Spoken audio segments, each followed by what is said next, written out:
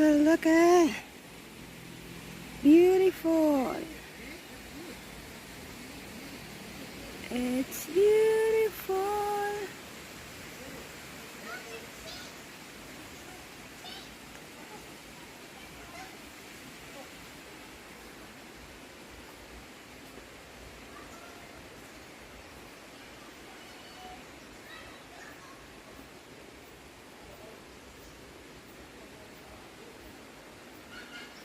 Paris talaga.